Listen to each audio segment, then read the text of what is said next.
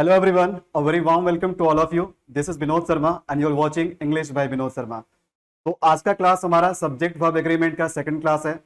First class में हम लोगों ने सब्जेक्ट वर्ब एग्रीमेंट के बेसिक कंसेप्ट के बारे में जाना कि सब्जेक्ट वर्ब एग्रीमेंट क्या होता है, कैसे वर्ब सब्जेक्ट के साथ एग्री करता है, हम कैसे आइडेंटिफाई करें कि सब्जेक्ट सिंगुलर है या प्लूरल है, वर्ब सिंगुलर है या प्लूरल है, और साथ ही साथ हम लोगों ने सब्जेक्ट वर्ब एग्रीमेंट से रिलेटेड कुछ बेसिक क्वेश्चंस भी हमने डील किया था।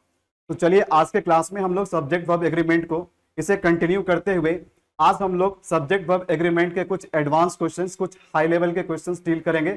और वैसे क्वेश्चंस एग्जाम्स में आते रहते हैं और इस तरह के क्वेश्चंस अक्सर कंफ्यूजन क्रिएट करते हैं। तो चलिए स्टार्ट करते हैं। तो देखिए यहाँ पर अगेन हमने कुछ सेंटेंसेस लिया है पहले से, ठीक है, ताकि हमारा समय सेव हो और ज्यादा से ज्यादा क्वेश्चंस हम लोग डील कर पाए। तो सभी क्वेश्चन से हम लोग क्या करेंगे, एक एक कंसेप्ट सीखते जाएंगे।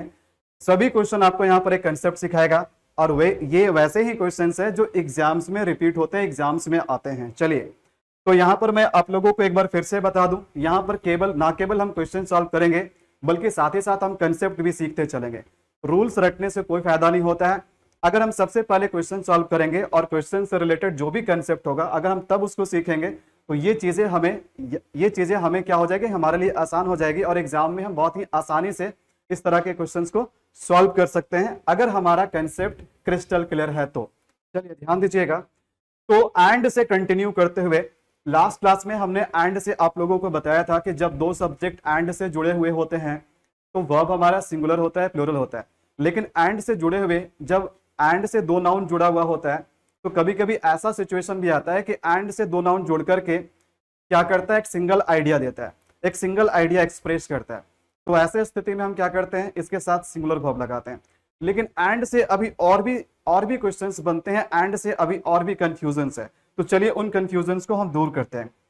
तो अगेन आज के क्लास में हमने यहाँ पर एक सेंटेंस लिया है और देखो सेंटेंस क्या है।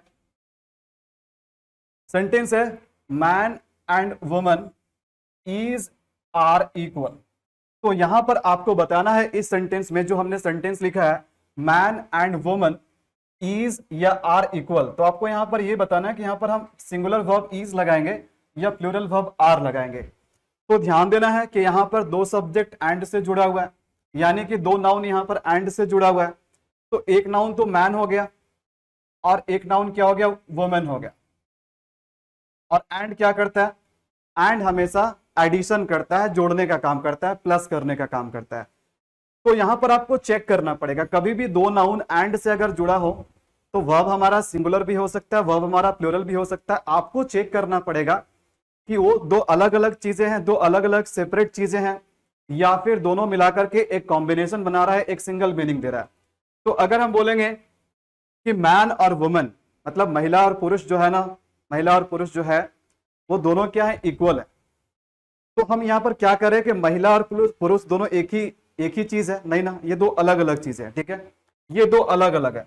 तो जब दो अलग अलग है तो यहाँ पर एक तो मैन हो गया और एक वुमन हो गया, दोनों जुड़ करके क्या हो गया, दो हो गया। दो का मतलब क्या हुआ, एक से ज्यादा हो गया। और एक से ज्यादा होने पे क्या होता है, वर्ब प्लूरल होता है। एक से ज्यादा होने पे वर्ब प्लूरल होता है। तो जो बच्चे पहले वीडियो को नहीं देखे, फर्स्ट क्लास को नहीं देखे, आप उसे बेशक सबसे पहले आप फर्स्ट क्लास को देखिए। फर्स्ट क्लास में सारे कंसेप्ट को डिस्कस किया गया है कि सिंगुलर क्या होता है, प्लूरल क्या होता है, कैसे हम पहचाने कि वर्ब सिंगुलर के फॉर्म में है कि प्लूरल के फॉर्म में है। तो आप जरूर उस वीडियो को रेफर कीजिएगा। इस वीडियो का लास्ट क्लास का जो हमारा लिंक है मैं आपको नीचे डिस्क्रिप्शन में दे दूंगा, या फिर आप चैनल के प्लेलिस्ट में जाकर के ग्रामर वाले प्लेलिस्ट को आप खोलना, वहां पर आपको मिल जाएगा। बात समझ में आ रही है। तो यहाँ पर हमने क्या किया, man and woman are equal, is यहाँ पर गलत हो जाएगा क्योंकि ये दो अलग अलग चीजें हैं और दो अलग अलग चीजें जब एंड से जुड़ते हैं तो हमेशा वर्ब कैसा होता है, प्लूरल होता है, राइट। चलिए अब सेकंड देखते हैं। थोड़ा सा ध्यान देना, हम फिर से यहाँ पर क्या करें, थोड़ा सा बेसिक से कैरी कर रहे हैं और बेसिक से कैरी करके हम थोड़ा सा धीरे धीरे करके लेवल को बढ़ाएंगे। इससे क्या होगा कि चीजें अगर जब आप स्टेप बाय स्टेप सीखोगे ना तो हमेशा आपको याद रहेगा। तो यहाँ पर अगेन क्या है, हम क्या बोल रहे हैं, सेकेंड सेंटेंस पे ध्यान देना है सभी को। Each man and each woman, अब आपको बताना है each man and each woman is होगा या आर होगा। सो ईच मैन, या फिर देखो each man and each woman is unique होगा या आर यूनिक होगा। चलिए बताइएगा। तो तो अगेन यहां पर क्या है, यहां पर मैन है, मैन क्या है कि एंड से जुड़ा हुआ है, मैन और वुमेन क्या है कि एंड से जुड़ा हुआ है। यहां पर मैन और वुमेन क्या है, एंड से जुड़ा हुआ है। लेकिन आपको यहां पर ध्यान देना पड़ेगा कि इस बार कुछ अलग भी है, यहां पर ध्यान देना है सभी को। अगेन यहां पर क्या है कि मैन और वुमेन क्या है कि एंड से जुड़ा हुआ है। लेकिन आप एक चीज नोटिस कर रहे हो कि यहां पर मैन से पहले ईच लगा हुआ है और वुमेन से पहले भी ईच लगा हुआ है। तो अब आपको बताना है कि यहां पर वर्ब सिंगुलर होगा कि प्लूरल होगा। यहां पर हम क्या कहेंगे, each man and each woman is unique बोलेंगे या फिर आर यूनिक बोलेंगे। तो एक बात हमेशा ध्यान रखना, हमेशा ध्यान में रखना कि अगर किसी सब्जेक्ट के पहले, किसी नाउन के पहले अगर डिस्ट्रीब्यूटिव डिटरमिनर आ जाता है, डिस्ट्रीब्यूटिव एडजेक्टिव या फिर डिस्ट्रीब्यूटिव डिटरमिनर आ जाता है। अब ये डिस्ट्रीब्यूटिव एडजेक्टिव या डिटरमिनर क्या होता है, ईच, एवरी, ईदर, नीदर, ये सब क्या है, ये सब डिस्ट्रीब्यूटिव है।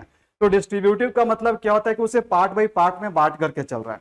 जब हम ईच बोलते हैं तो इसका मतलब होता है प्रत्येक, और प्रत्येक को अगर हम संधि विच्छेद करेंगे तो इसका मतलब होगा प्रति जोड़ एक। तो एक बात आप हमेशा याद रखना कि कहीं पर भी अगर आपको डिस्ट्रीब्यूटिव डिटरमिनर ईच या एवरी आपको देखने को मिल जाए तो हमेशा वर्ब क्या होगा, वर्ब हमेशा सिंगुलर होगा। क्योंकि अगर मैन और वुमेन होता तो हम प्लूरल वर्ब आर लगा सकते थे, लेकिन जैसे ही हम इसके पहले डिस्ट्रीब्यूटिव एडजेक्टिव लगा दिए तो ये क्या कर दिया, ये इसको डिस्ट्रीब्यूट कर दिया, यानी एक बार में हम एक ही की बात कर रहे हैं। बात समझ में आ रही है? तो इस कारण से क्या होगा, इस कारण से वर्ब यहां पर हमारा सिंगुलर होगा, यहां पर आर हमारा क्या हो जाएगा, गलत हो जाएगा। बात समझ में आ रही है? तो जब कभी भी नाउन के साथ अगर ईच या एवरी लगा हो तो वर्ब हमेशा सिंगुलर होता है। कारण क्या है, क्योंकि ये डिस्ट्रीब्यूटिव एडजेक्टिव है और डिस्ट्रीब्यूटिव एडजेक्टिव चीजों को डिस्ट्रीब्यूट कर देता है, अलग अलग यूनिट में बांट देता है। तो इस कारण से हमारा जो वर्ब होगा इसके साथ हमेशा सिंगुलर वर्ब यूज होगा। तो कभी भी दो नाउन अगर एंड से जुड़ा हो और अगर उसके साथ ईच या एवरी लग जाए तो वर्ब हमेशा सिंगुलर होना चाहिए। चलिए, आई होप सभी को क्लियर है यह बात। देखते हैं नेक्स्ट सेंटेंस, अगला सेंटेंस क्या है। अगला सेंटेंस में देखो क्या है, the actor and dancer have या हैज परफॉर्म्ड वेल। तो आपको बताना है कि इस सेंटेंस में हैव होगा या हैज होगा। अगर हम हैव को चुनेंगे तो हैव प्लूरल वर्ब है, हैज क्या है, सिंगुलर वर्ब है। तो बताना है आप लोगों को कि the actor and dancer have होगा या हैज होगा। तो अगेन अगर हम देख रहे हैं तो यहां पर दो नाउन को एंड से जोड़ा जा रहा है। एंड देखो यहां पर दो नाउन को क्या कर रहा है, एंड से जोड़ा जा रहा है। तो जब हम हमेशा हमें क्या करना चाहिए, केयरफुल रहना चाहिए, हमें केयरफुल रहना चाहिए। अगर दो नाउन एंड से जुड़ा है तो उसमें और भी कुछ चेंजेस आ रहे हैं क्या। पहले वाले में सिंपली क्या है कि दो नाउन को एंड से जोड़ा जा रहा था। सेकंड में क्या है कि एंड से जोड़ा जा रहा है लेकिन इसके पहले ईच लग जा रहा है, मामला सिंगुलर कर दे रहा है। अब यहां पर अगर हम नोटिस कर रहे हैं तो यहां पर एक्टर के पहले देखो, एक्टर के पहले आर्टिकल द लगा हुआ है लेकिन डांसर के पहले कुछ भी नहीं लगा हुआ है। देखो यहां पर ध्यान देना, यहां पर आर्टिकल का केस है, ठीक है। तो यहां पर एक्टर के पहले यहां पर आर्टिकल द लगा हुआ है लेकिन डांसर के पहले कुछ भी नहीं लगा हुआ है। तो कभी भी जब दो नाउन एंड से जुड़ा रहे, एंड से जुड़ा रहे और केवल पहले वाले नाउन के पहले अगर डिटरमिनर का यूज किया गया है, डिटरमिनर, आर्टिकल भी अपने आप में डिटरमिनर होता है, ठीक है। ए, एन, द, ये सब क्या डिटरमिनर है, अपने आप में क्या डिटरमिनर है। पजेसिव एडजेक्टिव भी डिटरमिनर होता है, ठीक है। तो फिलहाल हम लोग वो सारी चीजें एडजेक्टिव या प्रोनाउन के चैप्टर में समझेंगे। फिलहाल इतना जानो कि अगर दो नाउन जुड़े हुए एंड से और केवल पहले वाले नाउन के पहले आर्टिकल आ रहा है तो ये हमेशा सेम पर्सन को रेफर करता है। ये हमेशा एक सिंगल पर्सन को, हमेशा सेम पर्सन को रेफर करता है। ये दो अलग अलग पर्सन को, दो अलग अलग चीजें या दो अलग अलग व्यक्तियों को रेफर नहीं करता है। बात समझ में आ रही है? तो यहां पर ध्यान देना, जब हम बोल रहे हैं द एक्टर एंड डांसर तो इसका मतलब है कि एक्टर भी वही आदमी है, डांसर भी वही आदमी है। ये दो अलग अलग आदमी नहीं है कि एक्टर अलग से परफॉर्म किया, डांसर दूसरा व्यक्ति था वो अलग से परफॉर्म किया। तो एक्टर और डांसर दोनों सेम व्यक्ति है। ये हमें कैसे पता चला कि दोनों सेम व्यक्ति है? तो ये हमें कैसे पता चला, हमें आर्टिकल से पता चला। आर्टिकल द देखो लगा हुआ। तो जब कभी भी दो नाउन एंड से जुड़ा रहे और आर्टिकल केवल पहले वाले नाउन के पहले लगा रहे तो वो क्या हो जाता है, वो हमेशा सिंगल पर्सन या थिंग को डिनोट करता है। तो इसलिए इसके साथ हम क्या करेंगे, सिंगुलर वर्ब हैज लगाएंगे। यहां पर क्या हो जाएगा, सिंगुलर वर्ब हैज लगेगा, यानी the actor and dancer has performed well. चलिए सेकंड सेंटेंस देखिए, अगला सेंटेंस नंबर 4। यहां पर क्या लिखा हुआ है, the actor and the dancer have या हैज परफॉर्म्ड वेल।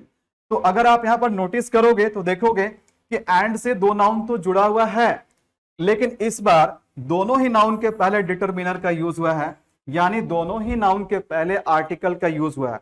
तो जब कभी भी दो नाउन एंड से जुड़ा हुआ रहे और दोनों ही नाउन के पहले आर्टिकल हो या डिटरमिनर हो, तो ऐसे स्थिति में ये सेपरेट व्यक्ति या वस्तु को डिनोट करता है, मतलब ये दो अलग अलग व्यक्ति है या फिर दो अलग अलग वस्तु है। ठीक है, तो जब यहां पर बोल रहे हैं the actor and the dancer, तो इसका मतलब है कि एक्टर अलग व्यक्ति है, डांसर अलग व्यक्ति है। तो जब दो अलग अलग व्यक्ति है तो एंड हमेशा क्या करता है, प्लस करता है, जोड़ता है।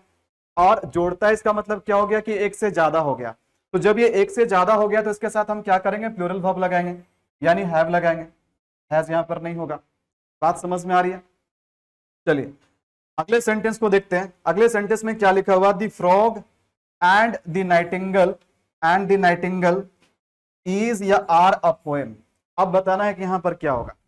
तो ध्यान से देखना कि द फ्रॉग एंड नाइटिंगेल क्या है, एक कविता है, एक पोएम है। तो यहां पर क्या है कि ये एक बुक का नाम है। ठीक है, ये एक बुक का नाम है या एक कविता का नाम है। तो ध्यान देना कि अगर कभी भी दो नाउन अगर एंड से जुड़ा हुआ रहे, लेकिन वह किसी बुक के टाइटल का नाम हो, किसी स्टोरी के टाइटल का नाम हो, किसी मूवी के टाइटल का नाम हो, किसी पोएट्री के टाइटल का नाम हो, तो ध्यान देना भाई फ्रॉग एंड नाइटिंगेल दो अलग अलग कविता तो नहीं है, दो अलग अलग पोएम तो नहीं है, एक ही पोएम है जिस पोएम का टाइटल है the frog and the Nightingale. तो बात समझ में आ रही है? इसी कारण से देखो बीच में कैपिटल लेटर में लिखा गया। बीच में कैपिटल लेटर में लिखने का मतलब क्या है कि ये केवल और केवल किसी चीज का टाइटल है, और जब टाइटल है तो मामला कैसा हुआ, सिंगुलर हुआ या प्लूरल हुआ। आप यहां पर एंड देख करके इसको प्लूरल मानकर आर मत लगा देना, क्योंकि ये कंप्लीट, हम जब बोलते हैं the frog and the Nightingale, तो ये क्या है, एक कविता का टाइटल है, उसके शीर्षक है, उसका नाम है। ठीक है, तो फ्रॉग एंड नाइटिंगेल क्या है, एक कविता है, तो उसके साथ हम क्या करेंगे, ईज लगाएंगे। आर यहां पर बिल्कुल गलत हो जाएगा। बात समझ में आ रही है सभी को, क्लियर है? चलिए अब हमारा आता है अगला क्वेश्चन, क्वेश्चन नंबर 6। यहां पर अगेन क्या है कि मैन और वुमेन को क्या किया गया है, एंड से जोड़ा गया है। लेकिन अगर हम ध्यान से देखें तो इसके पहले एक डिटरमिनर है, नेगेटिव डिटरमिनर है, क्या है, नो है। क्या है, नो लगा हुआ, दोनों का पहले नो लगा हुआ है। तो no man and no woman, is होगा या आर होगा। नो मैन और नो वुमन, इज परफेक्ट होगा या आर परफेक्ट होगा। तो सिंपल सी बात है, दिमाग लगाइए, रटने का जरूरत नहीं है। देखो क्या दिमाग लगाना है। अगर हम बोलते हैं नो मैन, तो नो मैन का मतलब कितना मैन, कितना आदमी, एक भी आदमी नहीं, मतलब आदमी कितना हो गया, जीरो हो गया। आदमी कितना हो गया, जीरो हो गया। अगर मैं बोलता हूं नो वुमन, तो कितना वुमन, एक भी वुमन नहीं, यानी जीरो हो गया। हालांकि ये दो अलग अलग चीज है, वुमेन अलग है, मैन अलग है, लेकिन यहां पर दोनों की संख्या कितना हो गया, जीरो हो गया। नो बोलने का मतलब मामला नेगेटिव हो गया, मतलब जीरो हो गया। और अगर जीरो हो गया तो इसका मतलब यह है कि एंड अगर जोड़ेगा भी, अगर जीरो और जीरो को जोड़ेंगे तो रिजल्ट जीरो ही आएगा। तो मामला किसका हो गया, मामला हो गया सिंगुलर का। तो इसलिए इसके साथ हम इज लगाएंगे, ना कि आर लगाएंगे। ठीक है, so no man and no woman are perfect बोलना गलत हो जाएगा। हम क्या बोलेंगे, no man and no woman is perfect होगा।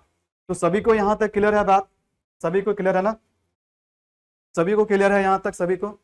चलिए ओके, तो बढ़ते हैं अगले क्वेश्चन की ओर। हाँ, ध्यान देना है, क्वेश्चन नंबर 6। देखो सेंटेंस क्या है, सेंटेंस है ईदर यू और, देखो ईदर यू और आई। अब आपको बताना है इसके साथ हम आर लगाएंगे या एम लगाएंगे। ईदर यू और आई आर रॉन्ग होगा या एम रॉन्ग होगा। चलिए फटाफट आप लोग बताइएगा। सबसे पहले आप लोग कमेंट करके बताओ। Good afternoon everyone.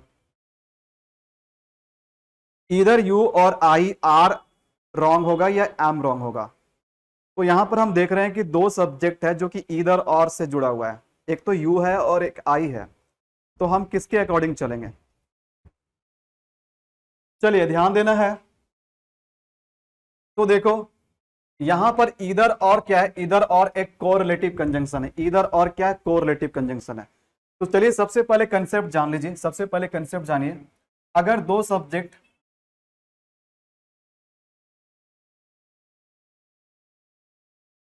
ईदर और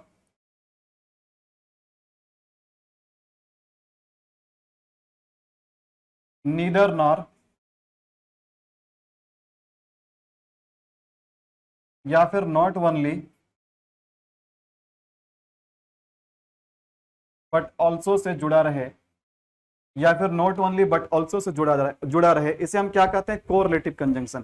कोरिलेटिव कंजंक्शन पेयर में पाए जाते हैं। जैसे ईदर का पेयर किसके साथ बनता है, और के साथ, नीदर का पेयर नॉर के साथ, नॉट ओनली का पेयर बट ऑल्सो के साथ। तो जब कभी भी दो सब्जेक्ट अगर इससे जुड़े हुए रहे, दो सब्जेक्ट अगर इससे जुड़े हुए रहे, तो वर्ब हमेशा है ना, वर्ब हमेशा अपने से नजदीक वाला के साथ एग्री करता है। वर्ब हमेशा अपने से नजदीक वाले के साथ एग्री करता है। अगर इसके नजदीक यहाँ पर सब्जेक्ट है तो इसके साथ एग्री करेगा। फिर से सुनिए, अगर दो सब्जेक्ट ईदर और, neither nor, not only but also say जुड़ा रहे, तो वर्ब हमेशा अपने से नजदीक वाले सब्जेक्ट के साथ एग्री करेगा, है ना। तो चलिए अगर हम देखते हैं कि ईदर यू और आई, आर या इज, आपको बताना है इसमें से आर होगा या इज होगा। तो अगर देखा जाए तो ये हमारा वर्ब है, आर और एम क्या है, वर्ब है, और ये हमारा दो सब्जेक्ट है, एक तो सब्जेक्ट है यू और एक है आई। अब मुझे बताओ कि वर्ब के नजदीक कौन है, वर्ब के नजदीक आई है या फिर यू है। तो यहां पर हम देख रहे हैं कि वर्ब के नजदीक कौन है, वर्ब के नजदीक आई है। तो इसी के अकॉर्डिंग वर्ब का हम क्या करेंगे, यूज करेंगे, इसका प्रयोग करेंगे। तो इसलिए आई के अकॉर्डिंग चलेंगे। तो हमारा करेक्ट आंसर क्या हो जाएगा, हमारा करेक्ट आंसर हो जाएगा एम।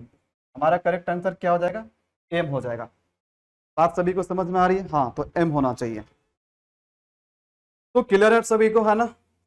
अब अगला क्वेश्चन देखते हैं, ध्यान देना। अगला क्वेश्चन वेरी वेरी इंपॉर्टेंट है। मैं इसको देखो वीवीआई क्यों बोल रहा हूं, अगला क्वेश्चन बहुत ही इंपॉर्टेंट है, बहुत ही इंपॉर्टेंट है। मैं ऐसा क्यों बोल रहा हूं, मैं ऐसा इसलिए बोल रहा हूं क्योंकि अगर आज के डेट में अगर सब्जेक्ट वर्ब एग्रीमेंट से अगर एग्जामिनर को 10 क्वेश्चन देना हो ना, सभी लोग मेरे बात को बहुत ही ध्यान से सुनना।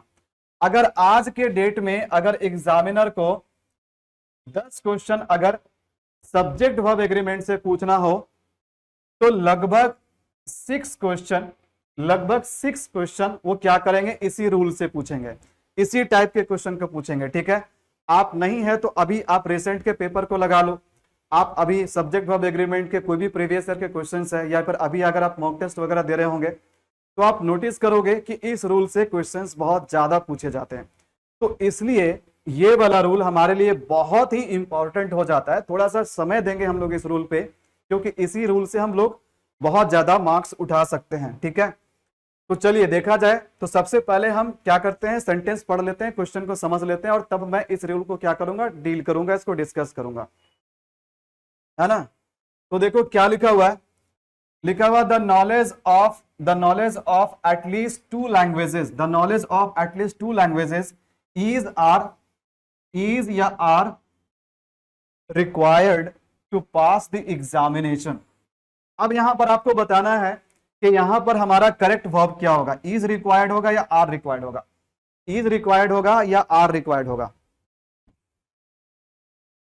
ठीक है, हाँ, क्या बताना है, the knowledge of at least 2 languages is required होगा या are required to pass the examination. तो देखो ऐसे ऐसे सेंटेंस क्यों कंफ्यूज करते हैं, और क्यों एग्जामिनर का ये जो सेंटेंस है ना, मतलब इस तरह का जो क्वेश्चन है एग्जामिनर का फेवरेट होता है। कारण ये होता है कि यहां पर एक्चुअल सब्जेक्ट को पहचानने में प्रॉब्लम होता है।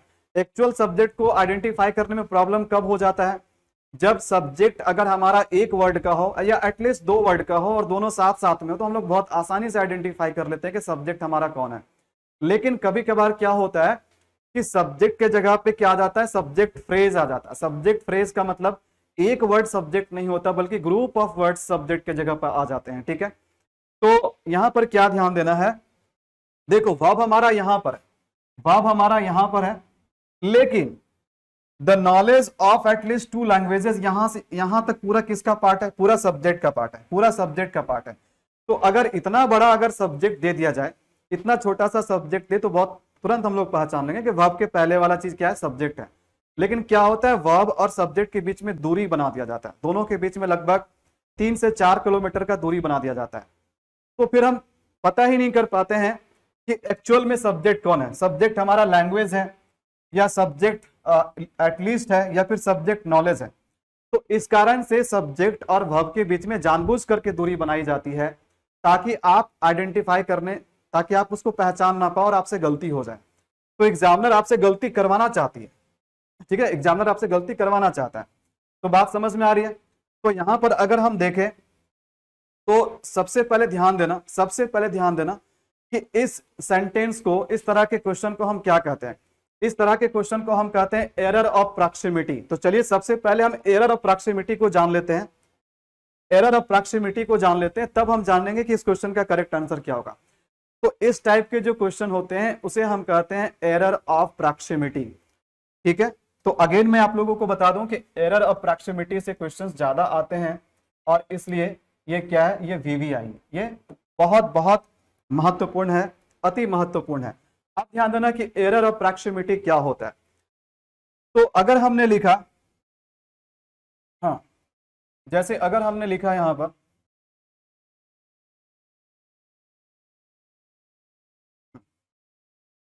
जैसे हमने लिखा the knowledge,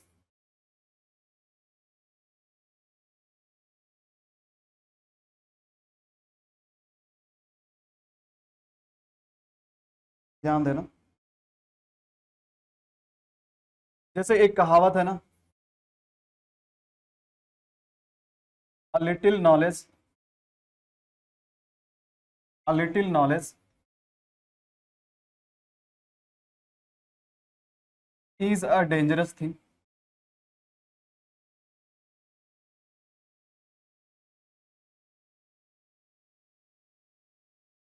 a little knowledge is a dangerous thing. तो यहां पर हमारा सब्जेक्ट क्या है बताओ? यहां पर हमारा सब्जेक्ट है लिटिल नॉलेज, लिटिल नॉलेज। हम बहुत आसानी से आइडेंटिफाई कर लिए कि सब्जेक्ट कौन है, और हमारा सब्जेक्ट नॉलेज है। नॉलेज एक अनकाउंटेबल नाउन होता है, और अनकाउंटेबल हमेशा सिंगुलर माने जाते हैं, तो इसलिए हम इसके साथ क्या कर रहे हैं? सिंगुलर वर्ब लगा रहे हैं। लेकिन ध्यान देना, ये हमारा नॉर्मल सेंटेंस हो गया।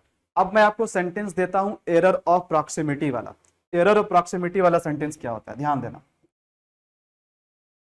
अब जैसे लिखा है हमने,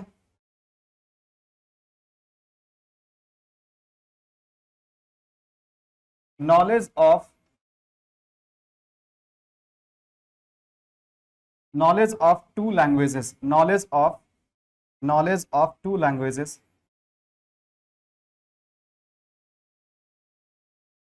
knowledge of two languages is या are required।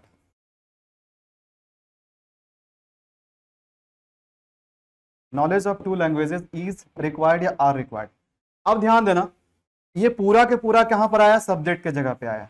ये पूरा के पूरा क्या है? सब्जेक्ट के जगह पे आया। यहां पर हमारा जगह किसका है? वर्ब का जगह है, और ये हमारा सब्जेक्ट है। तो ध्यान देना कि अगर हम ऊपर वाले सेंटेंस को देखेंगे तो बहुत ही सब्जेक्ट हमारा छोटा है, बहुत ही आसानी से हम आइडेंटिफाई कर ले रहे हैं। लेकिन फिर क्या हुआ? अगले सेंटेंस में सब्जेक्ट को बड़ा कर दिया गया, सब्जेक्ट को लंबा कर दिया गया। तो सब्जेक्ट को हम बड़ा कैसे करते हैं?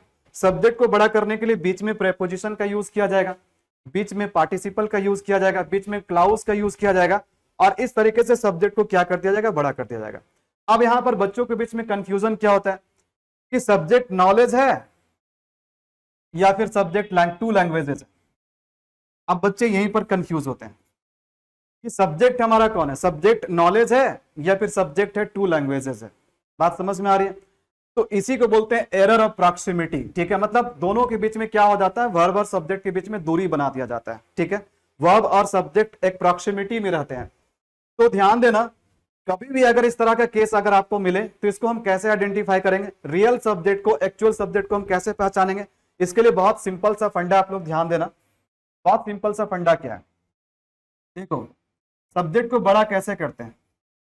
सब्जेक्ट को देखो बड़ा कैसे करते हैं, नाउन दे देगा, नाउन देने के बाद यहां पर क्या करेगा? प्रेपोजिशन देगा, यहां पर प्रेपोजिशन देगा, यहां पर क्या करेगा, प्रेपोजिशन देगा, और फिर से क्या करेगा, यहां पर नाउन दे देगा, यहां पर नाउन दे देगा, ठीक है। और तब क्या आएगा, तब वर्ब आएगा, तब वर्ब आएगा। तो हमें क्या करना है, ध्यान देना सभी लोग, कि हमने सब्जेक्ट को बड़ा कैसे किया, किसके हेल्प से बड़ा किया, हमने प्रेपोजिशन के हेल्प से बड़ा किया। तो प्रेपोजिशन के हेल्प से बड़ा किया, तो ध्यान देना कि प्रेपोजिशन के पहले भी आपको एक नाउन या प्रोनाउन मिलेगा, प्रेपोजिशन के बाद भी आपको एक नाउन या प्रोनाउन मिलेगा। तो एक बात हमेशा ध्यान देना, यहां पर मैं बहुत ही इंपॉर्टेंट कंसेप्ट आप लोगों को बता रहा हूं, बहुत ही ध्यान से सुनना, ध्यान दो। प्रेपोजिशन के पहले आने वाले नाउन या प्रोनाउन को हमेशा हम क्या कंसिडर करते हैं, सब्जेक्टिव केस में, इसे हम क्या बोलते हैं कि ये सब्जेक्टिव केस है।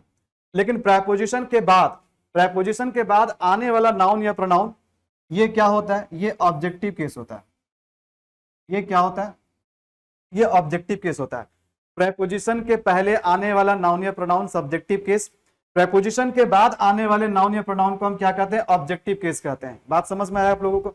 अब मुझे बताओ कि यहां पर हमारा वर्ब है, यहां पर हमारा वर्ब है, तो वर्ब किसके साथ एग्री करता है, वर्ब सब्जेक्ट के साथ एग्री करता है या वर्ब ऑब्जेक्ट के साथ एग्री करता है। हम लोग सब्जेक्ट वर्ब एग्रीमेंट पढ़ रहे हैं या फिर हम लोग ऑब्जेक्ट वर्ब एग्रीमेंट पढ़ रहे हैं, नहीं ना। तो हम लोग क्या पढ़ रहे हैं, हम लोग सब्जेक्ट वर्ब एग्रीमेंट पढ़ रहे हैं, और वर्ब हमेशा सब्जेक्ट के साथ एग्री करता है, ना कि ऑब्जेक्ट के साथ। तो नाउन हमारा ये भी है, नाउन हमारा ये भी है, तो ऐसा थोड़े है कि वर्ब को हम यहां पर ऑब्जेक्ट के साथ एग्री करवा देंगे, नहीं ना, ऐसा गलत हो जाएगा। तो वर्ब को एग्री करवाना है किसके साथ, वर्ब को एग्री करवाना है सब्जेक्ट के साथ। यानी कि प्रीपोजिशन के जो पहले वाले नाउन रहेंगे, यानी प्रीपोजिशन के पहले जो नाउन या प्रोनाउन आएगा वही हमारा रियल सब्जेक्ट है। प्रीपोजिशन के बाद आने वाले नाउन या प्रोनाउन कभी भी हमारा सब्जेक्ट नहीं हो सकते, वो हमारा ऑब्जेक्ट होता है। किसका ऑब्जेक्ट होता है, प्रीपोजिशन का ऑब्जेक्ट होता है। बात समझ में आ रही है। तो इसके हिसाब से देखा जाए तो ऑब्वियसली हम किसके साथ जाएंगे, प्रीपोजिशन के पहले आने वाले नाउन के साथ, इसके साथ जाएंगे। तो जब हम इसके साथ जाएंगे तो ध्यान देना, यहां पर जो सेंटेंस लिखा हुआ है, यहां पर प्रीपोजिशन कौन है, देखो ऑफ हमारा प्रीपोजिशन है, ऑफ क्या प्रीपोजिशन है, और यहां पर इसके पहले एक नाउन है देखो नॉलेज, और इसके बाद में एक नाउन है लैंग्वेजेस। तो देखो प्रीपोजिशन के बाद जो टू लैंग्वेजेस आ रहा है, टू लैंग्वेजेस ऑब्जेक्ट है ना कि सब्जेक्ट है। तो सिंपली हम किसके साथ एग्री करेंगे, हमारा जो वर्ब ये किसके साथ एग्री करेगा, ये वर्ब एग्री करेगा किसके साथ, नॉलेज के साथ एग्री करेगा। और अगर नॉलेज के साथ एग्री करेगा तो क्या लगाएंगे, इज लगाएंगे, है ना। तो हमारा रियल सब्जेक्ट क्या है, नॉलेज है।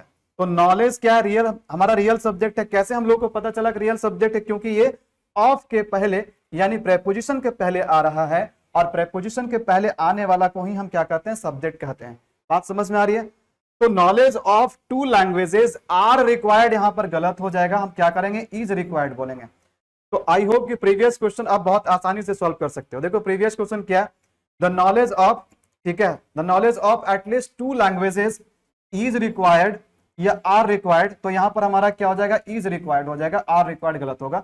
ये क्वेश्चन एग्जाम में पूछा गया, सेम क्वेश्चन एग्जाम में पूछा गया, प्रैक्टिस लगा लेना प्रीवियस ईयर के क्वेश्चंस, आपको ये क्वेश्चन जरूर मिलेगा। अगर आप सब्जेक्ट वर्ब एग्रीमेंट के क्वेश्चंस को प्रैक्टिस करोगे तो ये क्वेश्चन आपको देखने को जरूर मिलेगा। तो यहां पर आपको बात समझ में आ रही है। अब सब्जेक्ट कितना भी बड़ा क्यों ना कर दे, आपने सर जो कंसेप्ट बताया उस कंसेप्ट के हेल्प से हम बहुत ही आसानी से रियल सब्जेक्ट को आइडेंटिफाई कर लेंगे। और जो रियल सब्जेक्ट होता है वो प्रेपोजिशन के पहले आने वाले नाउन या प्रोनाउन होता है, ना कि प्रेपोजिशन के बाद आने वाला नाउन या प्रोनाउन होता है। तो इसलिए ये जो रूल है ना, error of proximity, error of proximity examiner का फेवरेट रूल है, और इससे क्वेश्चंस बहुत सारे पूछते हैं। 60% क्वेश्चन सब्जेक्ट वर्ब एग्रीमेंट के आज के डेट में इसी रूल पे आ रहे हैं। सभी को क्लियर है ना। चलिए थोड़ा सा और इस पे हम डिस्कस करेंगे, एरर ऑफ प्रॉक्सिमिटी पे थोड़ा सा और डिस्कस करेंगे हम लोग। एक सेंटेंस में दे रहा हूं,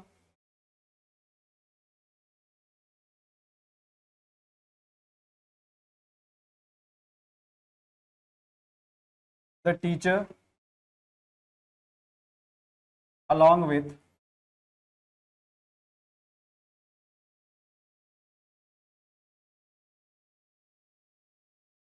with the students, along with the students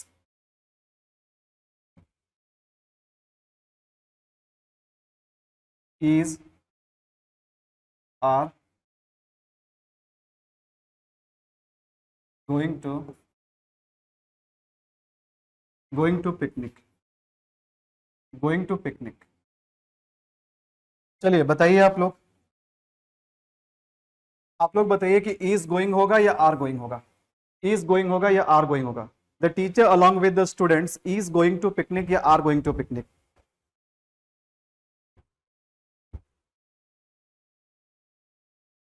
चलिए कमेंट करके फटाफट आप लोग बताइए। The teacher along with the students is going to picnic या आर गोइंग टू पिकनिक।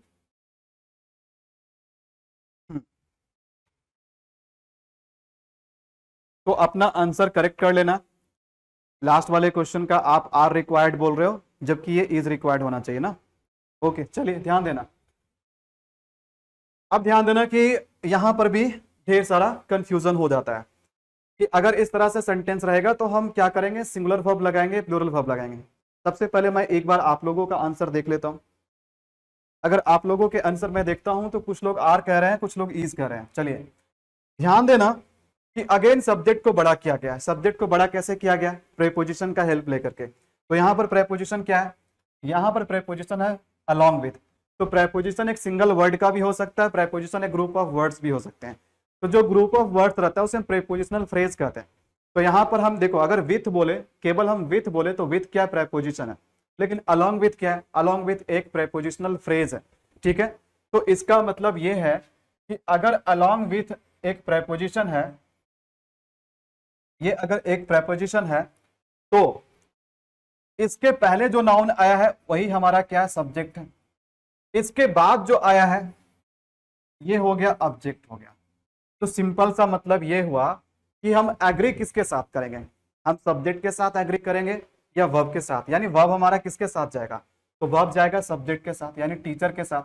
और टीचर क्या है, टीचर यहां पर सिंगुलर है, तो इसलिए क्या होगा, इज यहां पर करेक्ट आंसर होगा, आर गलत हो जाएगा। The teacher along with the students is going to picnic.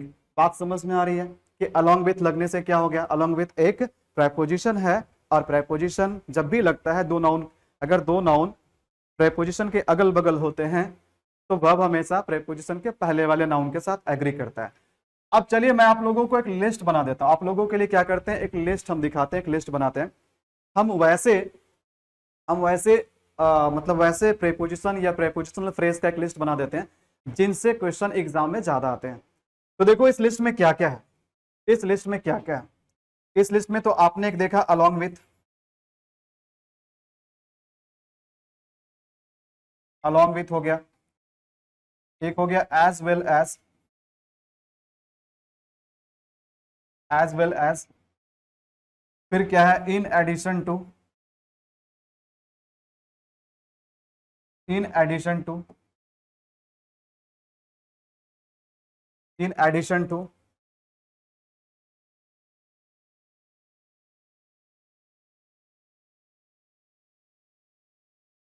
accompanied by,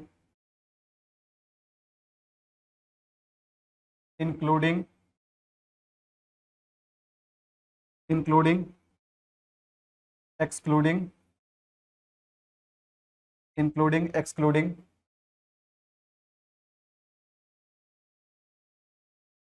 except,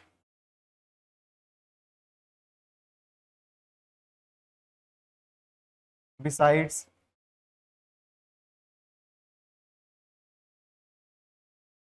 and not, it is।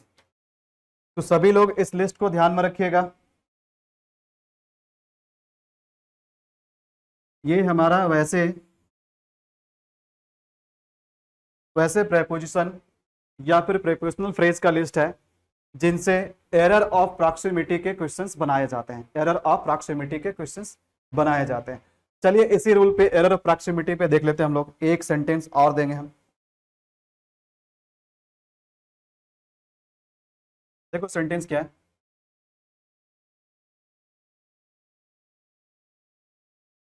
Nothing but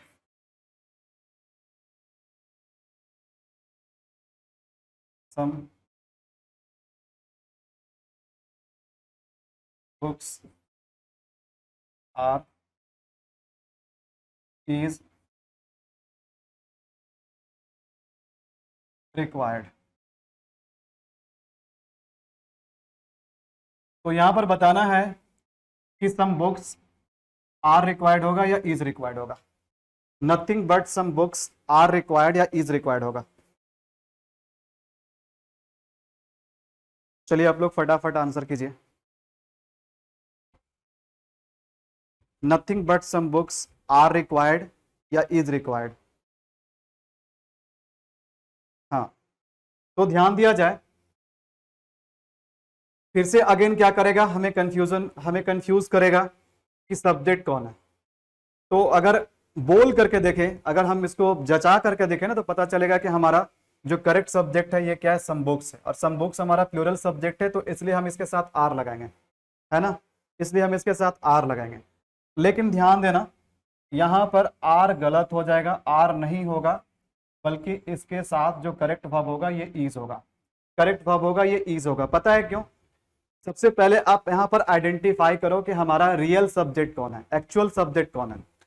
तो ध्यान देना, यहां पर बट का मीनिंग क्या हुआ, बट का मीनिंग क्या हुआ। देखो, बट का तो एक मीनिंग होता है लेकिन, बट का एक मीनिंग होता है लेकिन।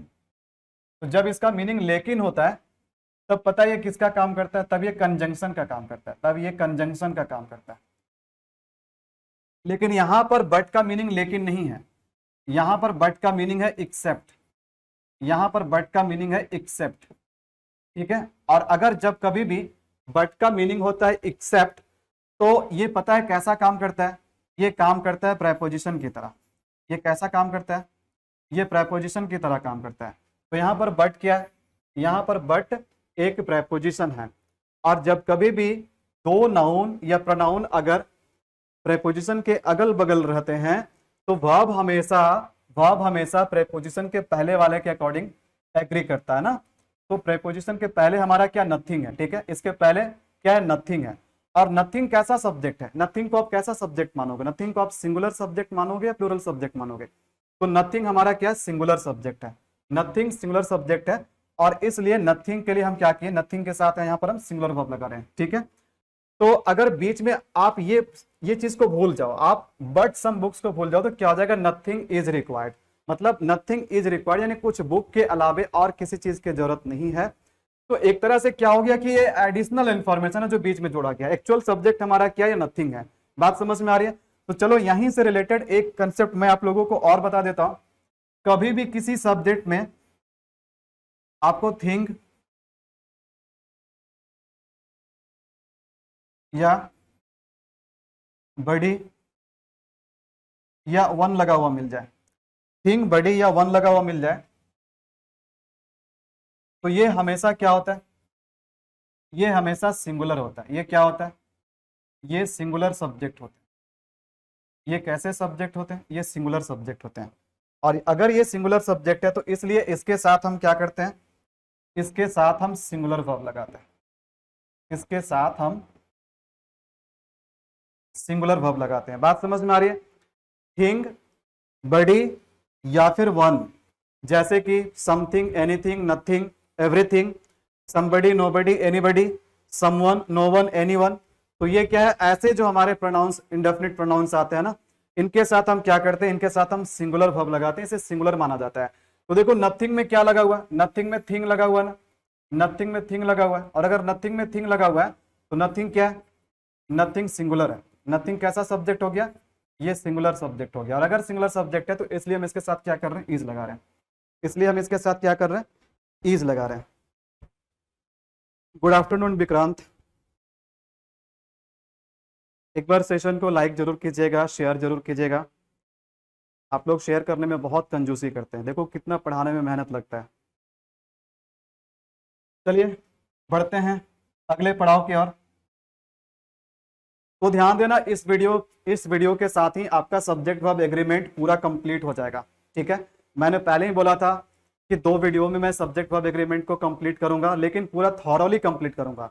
मतलब इसके बाद ये ना हो जाए कि हाँ चलिए ये 2 रूल छूट गया, विनोद सर पढ़ाए थे जिसमें सब्जेक्ट वर्ब एग्रीमेंट के 3 इंपॉर्टेंट रूल छूट गए जो सर ने नहीं पढ़ाया। ऐसा कभी नहीं होगा। आपके सब्जेक्ट वर्ब एग्रीमेंट का सारा कंप्लीट क्वेश्चंस आपका सॉल्व होगा। ध्यान रखना, मैं आपको इतना थॉरोली पढ़ा रहा हूं, इतना मैं ऑफलाइन बैचेस को ही पढ़ाता हूं, वो भी उसके चार्ज देने पड़ते हैं। आप लोगों को फ्री ऑफ कॉस्ट एक चैप्टर को कंप्लीट करवा दिया जा रहा है। सोचो, फ्री ऑफ कॉस्ट एक पूरे चैप्टर को पूरे अच्छे तरीके से और अच्छे सेंटेंसेस के साथ, अच्छे कंसेप्ट के साथ, ठीक है, आपको कंप्लीट करवाया जा रहा है, आपके लिए कंप्लीट किया जा रहा है। लेकिन अगर इसके बाद भी अगर आप चैनल को एक बड़ा फैमिली नहीं बनाओगे तो कैसे चलेगा बताओ। इस चैनल को एक बड़ा परिवार बनाओ। नो डाउट लगभग ग्रामर के सभी चैप्टर में आपको पूरा थॉरोली पढ़ा दूंगा, कंप्लीट वीडियोस होंगे इंग्लिश के, ठीक है। लेकिन ये पॉसिबल तभी हो पाएगा, सिस्टमेटिक इंग्लिश का क्लास, वो भी कंप्लीट चैप्टर के साथ, ये पॉसिबल तभी हो पाएगा जब आप ज्यादा से ज्यादा शेयर करोगे, ज्यादा से ज्यादा अपने फ्रेंड्स को बताओगे, इसको एक बड़ा परिवार बनाओगे तब, ठीक है। चलिए, तो अगेन इस क्वेश्चन के साथ हम एक नया कंसेप्ट सीखेंगे, इस क्वेश्चन के साथ हम एक नया कंसेप्ट सीखेंगे।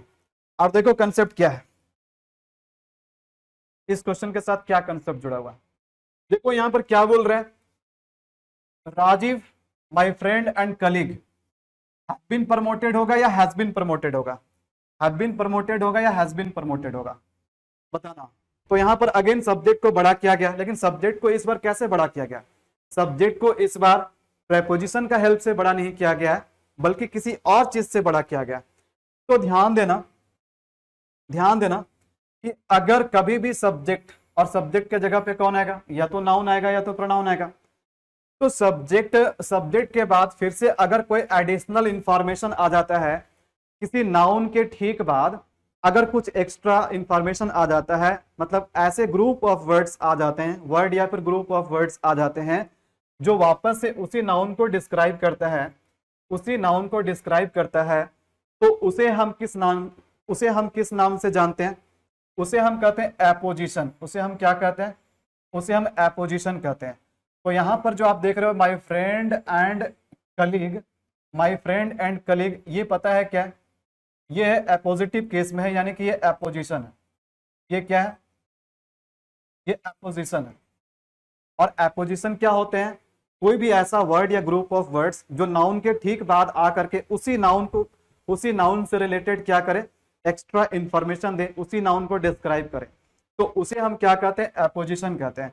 तो जब कभी भी सब्जेक्ट के बाद अगर एपोजिशन आ जाए तो वर्ब हमेशा सब्जेक्ट के साथ ही जाएगा, ऐसा नहीं कि वर्ब एपोजिशन के साथ जाएगा। तो अगर हम बोल रहे हैं कि राजीव, अब देखो यहां पर लिखा हुआ कि माय फ्रेंड एंड कलीग, तो हम किसको फ्रेंड बोल रहे हैं, हम राजीव को ही अपना फ्रेंड बोल रहे हैं।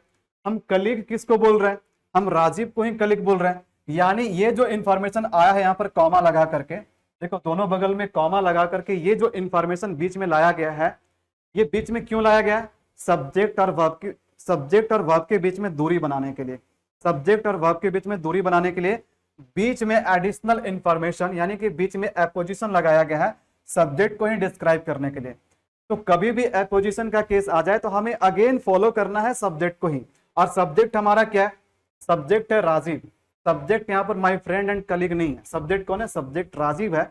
और अगर सब्जेक्ट राजीव है तो यहां पर क्या करेंगे, करेक्ट आंसर हमारा होगा हैज, करेक्ट आंसर होगा हैज, यानी कि Rajiv my friend and colleague has been promoted. बात समझ में आ रही है। चलिए इस टाइप का एक सेंटेंस मैं और देता हूं,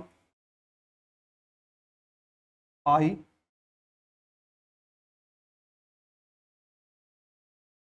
विनोद शर्मा is या am an honest boy। बताना क्या लगेगा, आई Vinod Sharma is an honest boy या आर एन ऑनेस्ट बॉय। यहां पर करेक्ट क्या होगा, बताना यहां पर करेक्ट क्या होगा, चलिए बताइए। Rajiv my friend and colleague, ये तो हो गया। उसी से रिलेटेड हमने एक एग्जांपल और दिया, आई mister Vinod Sharma is an honest boy या एम एन ऑनेस्ट बॉय। अब ध्यान देना, सब्जेक्ट तो घुमा फिरा करके हमारा यही होगा, हाँ कि ना, बीच में कॉमा लगा करके हमें क्या किए, हमें हमें कंफ्यूज करने के लिए ऐसा किया गया, बीच में एपोजिशन ले आया। तो यहां पर विनोद शर्मा सब्जेक्ट नहीं है, बल्कि ये क्या है, ये एक एपोजिशन है। ये क्या है, ये एपोजिशन है। और अगेन हम वर्ब किसके साथ, वर्ब को हम किसके साथ एग्री करवाएंगे, भाई सब्जेक्ट के साथ करवाएंगे। और सब्जेक्ट क्या है, आई है, तो आई के साथ क्या लगेगा, आई के साथ एम लगेगा। ठीक है, आई के साथ एम लगेगा। चलिए, बात समझ में आ रहा है ना? अगर बात समझ में आया तो कमेंट में यस टाइप करो। बढ़ते हैं अगले पड़ाव की ओर। अगले पड़ाव की ओर देखो, अगला सेंटेंस क्या है और अगले सेंटेंस से हम क्या नया सीखने वाले हैं, क्या हम कंसेप्ट सीखने वाले हैं। तो ध्यान देना, पहला सेंटेंस है मैनी स्टूडेंट्स हैव या has made the same mistake. तो क्या लगेगा, क्या लगेगा यहां पर? अगर हम देखते हैं सेकंड सेंटेंस, तो क्या है, मैनी अ स्टूडेंट हैव या has made the same mistake. तो यहां पर क्या होगा, चलिए सबसे पहले हम कंसेप्ट जान लेते हैं। सबसे पहले हम कंसेप्ट जान लेते हैं। अगर मैनी आए तो मैनी के बाद ध्यान देना है सभी को, मैनी के बाद हम क्या करते हैं, प्लूरल नाउन लगाते हैं। देखो, मैनी के बाद प्लूरल नाउन, पीएन का मतलब प्लूरल नाउन, पीएन का मतलब प्लूरल नाउन। और जब नाउन प्लूरल आएगा तो इसके साथ वर्ब भी क्या करेंगे, प्लूरल लगाएंगे। तो जब कभी भी मैनी रहे तो मैनी के साथ नाउन भी प्लूरल, वर्ब भी प्लूरल। लेकिन अब ध्यान देना, कभी कभी मैनी के साथ इंडेफिनिट आर्टिकल ए या एन का प्रयोग किया जाता है। तो मैनी ए या फिर मैनी एन, अगर ये आ जाए तो क्या करना है, तब इसके साथ हम क्या करेंगे, इसके साथ हम singular noun plus singular verb का यूज करेंगे। Singular noun plus singular verb का यूज करेंगे। ये हमारा कंसेप्ट है, ये हमारा कंसेप्ट है। ठीक है, और इस कंसेप्ट से भी आपको बहुत सारे क्वेश्चन देखने को मिलेंगे। इस कंसेप्ट से भी आपको कंसेप्ट कंसेप्ट देखने को मिलेंगे। तो ध्यान देना है, अगर हम फर्स्ट वाले सेंटेंस को देखें तो फर्स्ट वाले सेंटेंस में देखो केवल मैनी का यूज है, और केवल मैनी का यूज है। देखो यहाँ पर स्टूडेंट को प्लूरल के फॉर्म में लिखा गया, ये क्या है, प्लूरल है, कोई दिक्कत नहीं, सही है। तो अगर हमारा नाउन प्लूरल आया तो वर्ब भी क्या होना चाहिए, प्लूरल वर्ब होना चाहिए, यानी ये हमारा सही है। ये गलत हो जाएगा, ये क्या हो जाएगा, ये गलत हो जाएगा हमारा। ठीक है, तो many students have made the same mistake. चलिए अगला देखते हैं। देखो नेक्स्ट क्या है, नेक्स्ट मैनी के साथ देखो यहाँ पर आर्टिकल ए लगाया गया। अगर आर्टिकल ए लगाया गया है तो नाउन क्या होना चाहिए, सिंगुलर होना चाहिए। देखो सिंगुलर नाउन है, कोई दिक्कत नहीं है। इसके साथ वर्ब कैसा होना चाहिए, इसके साथ सिंगुलर वर्ब होना चाहिए। तो ये हमारा रहा सिंगुलर वर्ब, तो ये हमारा सही है, लेकिन ये गलत है। ठीक है, तो यहाँ पर क्या हो जाएगा, many a student has, many a student has. जैसे ही इंडेफिनिट आर्टिकल ए या एन लगा देते हैं तो अगेन हम क्या कर देते हैं, उसको डिस्ट्रीब्यूट कर देते हैं। और जब कभी भी डिस्ट्रीब्यूशन का सेंस आता है ना, तो वहां पर चीजें बट जाती हैं, और इस कारण से वहां पर वर्ब क्या होता है, वर्ब सिंगुलर होता है। चलिए, आई होप कि ये भी कंसेप्ट आप सभी को क्लियर है। देखते हैं नेक्स्ट। ध्यान देना, ये सारे वैसे ही कंसेप्ट है जैसे जिन पे आधारित क्वेश्चंस पूछे जाते हैं। ऐसा नहीं है कि कुछ अपने से खुद से हमने यहाँ पर कंसेप्ट बना दिया, कुछ रूल बना दिया, कुछ सेंटेंसेस बना दिए। आप खुद देखोगे, ये केवल पढ़ने वाले बच्चे रियलाइज कर सकते हैं कि जिस तरह के सेंटेंसेस मैं करवा रहा हूँ, ऐसे क्वेश्चंस हमारे पेपर में आते हैं कि नहीं आते हैं। चलिए ध्यान देना सभी को। देखो लिखा हुआ है more candidates than one have या हैज बीन सेलेक्टेड, या फिर more than one candidate have या हैज बीन सेलेक्टेड। यहां पर क्या होगा, more candidates than one have या हैज बीन सेलेक्टेड, या फिर more than one candidate have या हैज बीन सेलेक्टेड। बताइए क्या आंसर होगा। मैनी का स्पेलिंग कहां गड़बड़ हो गया रे, देखते हैं, रुको। अच्छा यहां पर ना, चलो सही कर लेते हैं। हम्म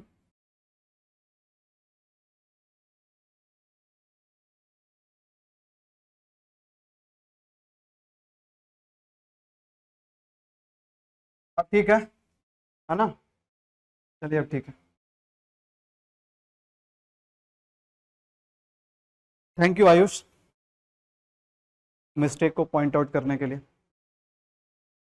तो ध्यान देना, सबसे पहले हम इसका कंसेप्ट जान लेते हैं। बहुत ही सिंपल सा कंसेप्ट है। जब मोर देन आता है तो हम क्या करते हैं?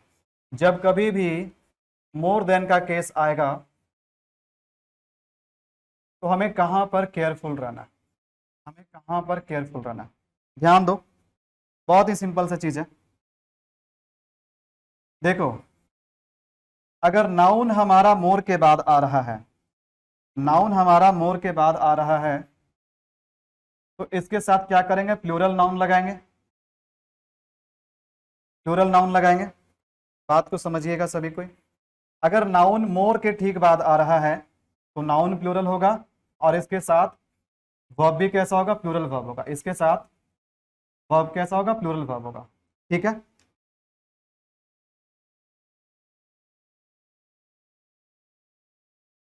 हम्म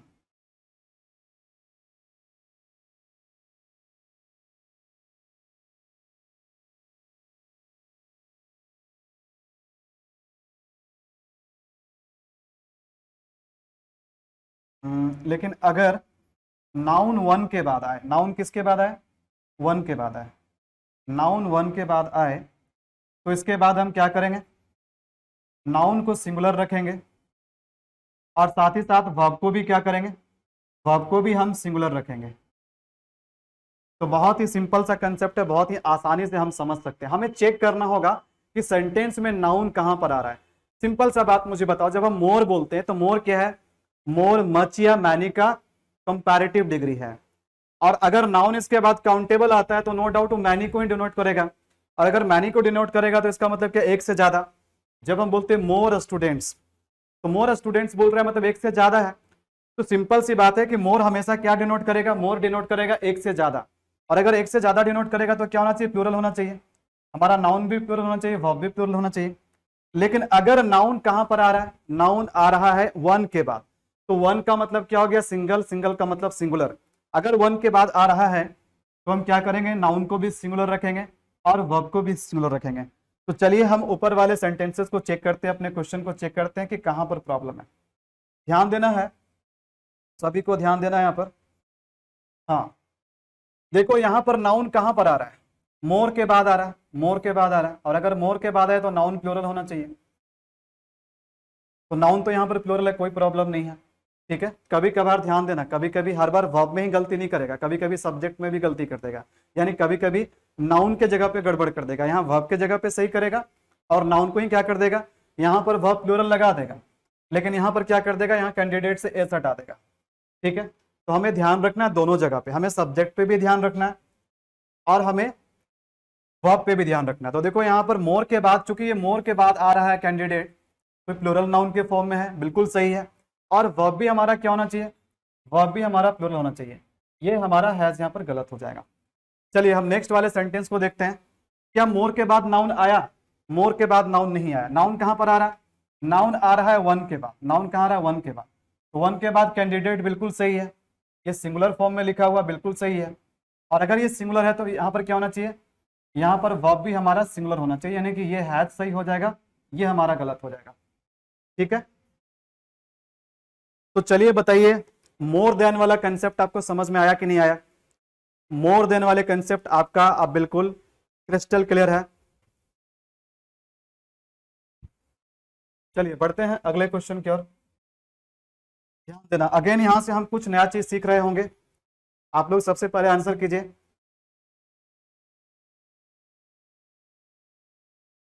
देखा जाए, देखो सेंटेंस है, a number of students, are होगा या इज होगा? A number of students are present होगा या इज प्रेजेंट होगा? अच्छा देखो 14 में क्या बोल रहा है? The number of students are 20 होगा या इज 20 होगा? तो ध्यान देना है, नंबर ऑफ को दो तरीके से दिया जाता है पेपर में बना करके। नंबर ऑफ को दो तरीके से दिया जाएगा। एक तो देंगे ए नंबर ऑफ, एक तो रहेगा ए नंबर ऑफ, और एक क्या बनाएगा? एक बनाया जाएगा द नंबर ऑफ।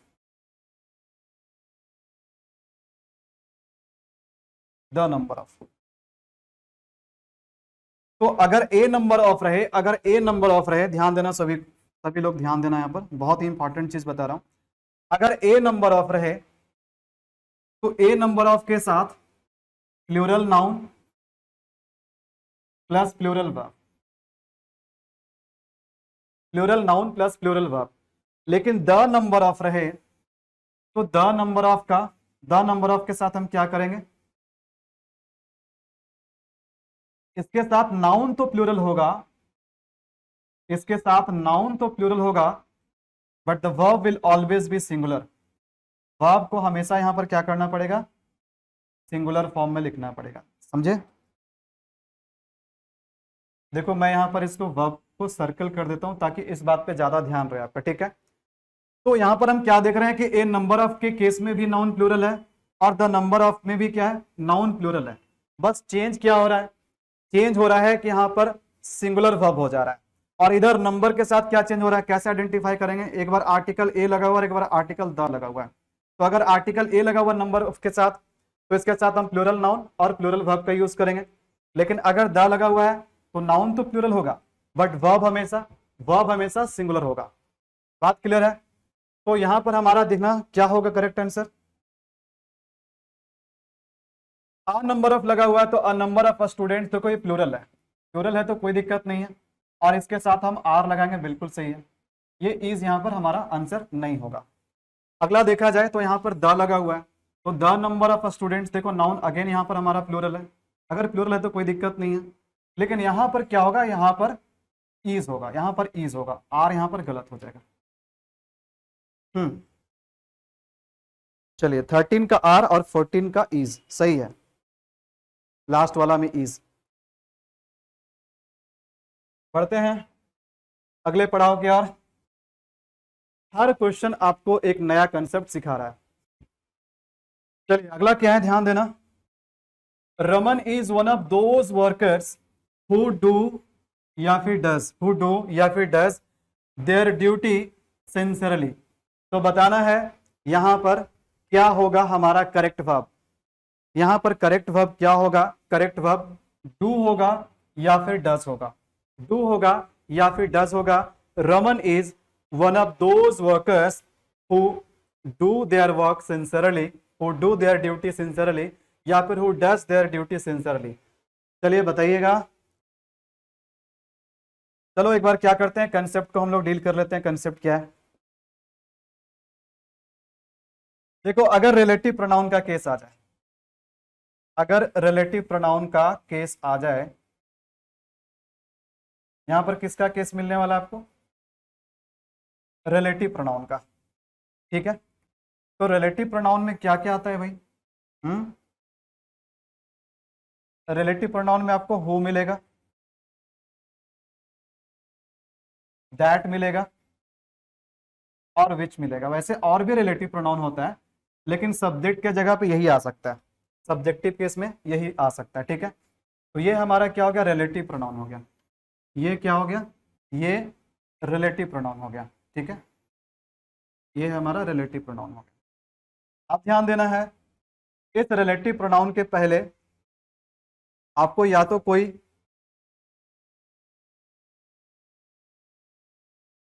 आपको इसके पहले या तो कोई प्रोनाउन देखने को मिल जाए, क्या हो रहा है, हाँ, इसके पहले आपको या तो कोई नाउन देखने को मिलेगा या तो कोई प्रोनाउन देखने को मिलेगा, या तो यहां पर कोई नाउन होगा या तो कोई प्रोनाउन होगा और इसके बाद क्या होगा, इसके बाद वर्ब होगा, इसके बाद वर्ब होगा, इसके बाद वर्ब होगा। ध्यान देना है सभी को। देखो जो नाउन या प्रोनाउन रिलेटिव प्रोनाउन के पहले आता है उसे हम एंटीसीडेंट कहते हैं, उसे हम एंटीसीडेंट कहते हैं। जो नाउन या प्रोनाउन रिलेटिव प्रोनाउन के पहले आएगा उसे हम एंटीसीडेंट कहते हैं, ठीक है, क्योंकि वही रिलेटिव प्रोनाउन उसी नाउन या प्रोनाउन को क्या करेगा, रिलेट करेगा। तो कोई भी नाउन या प्रोनाउन जो कि रिलेटिव प्रोनाउन से पहले आते हैं वह उस रिलेटिव प्रोनाउन का एंटीसीडेंट कहलाता है। इस बात पे गौर फरमाइएगा, ठीक है। तो जब कभी भी ऐसे बीच में आपको हु, दैट या विच देखने को मिले और उसके बाद वर्ब आए तो ये वर्ब हमेशा एंटीसीडेंट के अकॉर्डिंग यूज होगा, एंटीसीडेंट के अकॉर्डिंग एग्री करेगा। तो देखो एंटीसीडेंट क्या है, एंटीसीडेंट हमारा ये नाउन होगा, यहां पर जो भी नाउन या प्रोनाउन आएगा वही हमारा एंटीसीडेंट होगा। तो हम वर्ब का यूज किसके अकॉर्डिंग करेंगे, एंटीसीडेंट के अकॉर्डिंग करेंगे, एंटीसीडेंट के अकॉर्डिंग करेंगे, ठीक है। चलिए, तो आप मुझे ये बताओ कि क्या ऊपर वाले सेंटेंस में आपको कहीं पर भी रिलेटिव प्रोनाउन दिखा? सर हाँ दिखा, ये देखो रिलेटिव प्रोनाउन है, ये रिलेटिव प्रोनाउन है, ठीक है। हु क्या है, हु रिलेटिव प्रोनाउन है। तो इस रिलेटिव प्रोनाउन के पहले एक एंटीसीडेंट जरूर आया होगा। देखो एंटीसीडेंट कौन है, वर्कर्स है। एंटीसीडेंट कौन है, वर्कर्स, यहां पर इस रिलेटिव प्रोनाउन का एंटीसीडेंट है। अब देखो इस रिलेटिव प्रोनाउन के बाद देखो यहां पर मैं आरपी लिख देता हूं, आरपी का मतलब रिलेटिव प्रोनाउन। क्या इस रिलेटिव प्रोनाउन के बाद वर्ब आ रहा है? बिल्कुल वर्ब आ रहा है, इसके बाद बिल्कुल वर्ब आ रहा है, इसके बाद वर्ब आ रहा है। तो वर्ब किसके साथ एग्री करेगा, एंटीसीडेंट के अकॉर्डिंग एग्री करेगा। एंटीसीडेंट कौन है, एंटीसीडेंट वर्कर्स है, वर्कर्स है। तो हमें वर्ब को रमन के अकॉर्डिंग नहीं लगाना, हमें वर्ब को क्या करना है, एंटीसीडेंट के अकॉर्डिंग लगाना है। और एंटीसीडेंट क्या है, वर्कर्स है, और वर्कर्स एक प्लूरल नाउन है। और अगर ये प्लूरल नाउन है तो इसके साथ हम डू लगाएंगे, डज यहां पर गलत हो जाएगा, इसके साथ हम डू लगाएंगे, डज गलत हो जाएगा। नहीं नहीं, वन ऑफ का केस अलग चीज है, वन ऑफ का केस वाला हम तब फॉलो करेंगे जब रिलेटिव प्रोनाउन का केस ना हो। बात समझ में आ रही है? इसलिए तो वन ऑफ को यहां पर जानबूझ करके दिया गया आपको कंफ्यूज करने के लिए। और वन ऑफ आ जाएगा एरर ऑफ प्रॉक्सिमिटी में। तो बेसिकली कहने का मतलब क्या, ढेर सारे वर्कर्स हैं जो अपने काम को सिंसियरली करते हैं, उनमें से रमन भी एक है, ठीक है। तो रमन भी तो इसी ग्रुप में है ना, तो इसलिए यहां पर हम लोग रमन को अलग निकाल जरूर रहे हैं, लेकिन वो उसी खासियत का है, ये उसी विशेषता का है। बात समझ में आ रही है? आपको ज्यादा दिमाग नहीं लगाना। रिलेटिव प्रोनाउन जैसे ही मिलेगा आपको तुरंत चेक करना है कि इसके पहले एंटीसीडेंट क्या है। अगर इसके पहले वाला एंटीसीडेंट सिंगुलर रहेगा तो वर्ब भी हमारा सिंगुलर होगा, अगर एंटीसीडेंट प्लूरल होगा तो वर्ब भी हमारा क्या होगा, प्लूरल होगा, ठीक है। चलिए बढ़ते हैं, ध्यान देना। द अंडर प्रिविलेज्ड नीड या नीड्स स्पेशल सपोर्ट, यहां पर क्या होगा, द अंडर प्रिविलेज्ड हम वैसे लोगों को बोलते हैं जिन्हें बहुत सारे सुविधाओं से वंचित रखा जाता है, या फिर समाज में वैसे लोग जो कि बहुत सारे सुविधाओं से क्या है, वंचित है, उसी को हम बोलते हैं अंडर प्रिविलेज्ड। तो हमारा यहां पर सब्जेक्ट क्या है, सब्जेक्ट हमारा है द अंडर प्रिविलेज्ड, यही हमारा सब्जेक्ट, यही हमारा सब्जेक्ट। लेकिन एक बात आप नोटिस करना, एक बात हमेशा आप नोट करना कि सब्जेक्ट के जगह पे हम जानते हैं कि सब्जेक्ट के जगह पे या तो नाउन आता है या तो प्रोनाउन आता है। लेकिन सर अंडर प्रिविलेज ये ना ही तो नाउन है ना ही तो प्रोनाउन है। अंडर प्रिविलेज ना ही तो नाउन है ना ही तो प्रोनाउन है। चलिए इसको आप अलग तरीके से समझिए, मैं एक अलग एग्जांपल देता हूं, ध्यान देना।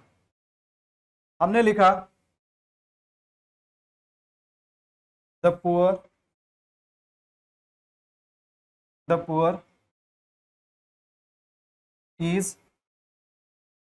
आर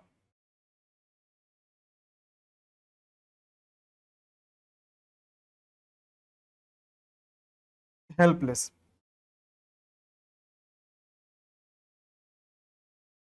अब ध्यान देना है कि सब्जेक्ट हमारा क्या है, सब्जेक्ट है द पुअर, ये हमारा सब्जेक्ट। लेकिन अगेन मुझे ये बताओ क्या पुअर यहां पर नाउन है? हम तो जानते हैं कि सब्जेक्ट के जगह पे या तो नाउन आएगा या तो प्रोनाउन आएगा, लेकिन क्या यहां पर पुअर नाउन है? ना ही तो ये नाउन है ना ही तो ये प्रोनाउन है। ये पुअर है क्या? ये पुअर एडजेक्टिव है। ये क्या है? ये एडजेक्टिव है। जैसे हम बोलते हैं ना poor people, poor person, poor man, तो क्या कर रहा है, उस पीपल को, मैन को क्या कर रहा है, क्वालिफाई कर रहा है, ठीक है। और जो वर्ड किसी नाउन या प्रोनाउन को क्वालिफाई करे उसे हम एडजेक्टिव कहते हैं। तो क्या हम एडजेक्टिव को सब्जेक्ट के जगह पे ला सकते हैं? क्या एडजेक्टिव किसी सब्जेक्ट के जगह पे आ सकता है? बिल्कुल आ सकता है, लेकिन इसके लिए भी कुछ क्राइटेरिया है। क्या क्राइटेरिया है? ध्यान देना। अगर किसी एडजेक्टिव को हम सब्जेक्ट बना रहे हैं, बनाइए, कोई दिक्कत नहीं है। लेकिन उसके पहले हमें आर्टिकल द लगाना पड़ेगा, उसके पहले हमें आर्टिकल द लगाना पड़ेगा। तो जब कभी भी हम किसी एडजेक्टिव में आर्टिकल द लगा देते हैं, आर्टिकल द लगा देते हैं, तो पता है क्या होता है, वो प्लूरल नाउन बन जाता है। वो क्या हो जाता है, वो प्लूरल नाउन की तरह यूज होता है, प्लूरल नाउन का काम करता है। और ये प्लूरल नाउन का काम कैसे करता है, ये प्लूरल नाउन के रूप में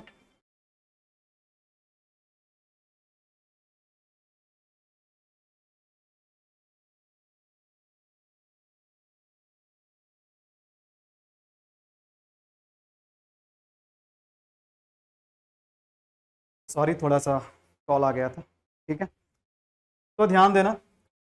तो प्लूरल नाउन के रूप में क्या करता है, ये पूरे पूरे क्लास का बोध करवाता है, ये पूरे जाति को रेफर करता है। जब एडजेक्टिव में हम द लगाते हैं तो प्लूरल नाउन की तरह यूज होता है, और ये पूरे क्लास को रेफर करता है, पूरे क्लास को डिनोट करता है। तो ध्यान देना, जब हम बोल रहे हैं द पुअर, तो हम किसी एक गरीब को नहीं बोल रहे हैं, हम सभी गरीब को बोल रहे हैं, हम सभी गरीब पे क्या कर रहे हैं, लागू कर रहे हैं। तो इसलिए ध्यान देना कि यहां पर ये सब्जेक्ट का जगह पे यूज हुआ है, और इस एडजेक्टिव के पहले हम क्या कर रहे हैं, द लगा रहे हैं। इस एडजेक्टिव के पहले हम क्या कर रहे हैं, द लगा रहे हैं, है ना, द लगा रहे हैं। तो द पुअर हो गया ना, तो द पुअर प्लूरल है, तो इसके साथ हम क्या करेंगे, प्लूरल वर्ब आर लगाएंगे। इस तो यहां पर गलत हो जाएगा। तो in the same way under privileged क्या है, अंडर प्रिविलेज एडजेक्टिव है। हमें कैसे पता चला कि एडजेक्टिव है, इसके अंत में ईडी लगा हुआ है, इसके अंत में ईडी लगा हुआ है। जिस वर्ड के अंत में ईडी लगा रहता है वो वर्ब का पास्ट पार्टिसिपल होता है, और पास्ट पार्टिसिपल का यूज हम वर्ब के साथ साथ एडजेक्टिव की तरह भी यूज करते हैं। तो यहां पर ईडी लगा हुआ मतलब ये पास्ट पार्टिसिपल है, और ये क्या है, एडजेक्टिव है। और अगर ये एडजेक्टिव है तो क्या इसके पहले द लगाया गया, बिल्कुल लगाया गया। तो ये कैसा नाउन हो गया, एडजेक्टिव में द लगा करके हम कैसा नाउन बनाते हैं, प्लूरल नाउन बनाते हैं। और अगर ये प्लूरल है तो इसके साथ क्या होना चाहिए, नीड होना चाहिए, ना कि नीड्स होना चाहिए। इसके साथ नीड होना चाहिए, ना कि नीड्स होना चाहिए। बात सभी को समझ में आ रही है, सभी को क्लियर है ना, चलिए बढ़िया, ग्रेट। देखते हैं अगला, नेक्स्ट, बहुत ही इंटरेस्टिंग कंसेप्ट है। 2 hours are is enough to complete the task. 2 hours are या is enough to complete the task. चलिए बताइएगा, चलिए बताइएगा। बढ़िया। तो ध्यान देना है, हालांकि हम 1 घंटा बोले, 1 hour बोले तो हम इज लगा सकते हैं, लेकिन यहां तो क्या है, 2 है, एक से ज्यादा है। और हम जानते हैं केवल वन ही सिंगुलर होता है, वन के बाद जितने नंबर आते हैं सब प्लूरल होता है ना, हाँ कि ना। तो यहां पर क्या हुआ है, यहां पर 2 hours बोला जा रहा है, यानी कि ये प्लूरल होना चाहिए। तो कायदे से हम क्या करेंगे, कायदे से आर लगाएंगे, लेकिन आपका ये ख्वाहिश पूरा नहीं होगा। यहां पर हम आर लगाएंगे तो गलत हो जाएगा, यहां पर क्या करना पड़ेगा, इज लगाना पड़ेगा, इज लगाना पड़ेगा। 2 hours is enough to complete this task. बात समझ में आ रही है, आर गलत हो जाएगा। क्यों गलत होगा सर, है क्यों गलत होगा ये तो बताइए, चलो बताते हैं। ध्यान देना, सब्जेक्ट के जगह पे अगर, सब्जेक्ट के जगह पर अगर कोई ऐसा चीज आया जो अमाउंट बताए, जो अमाउंट बताए, या फिर ड्यूरेशन बताए, या फिर हाइट बताए, या फिर वेट बताए,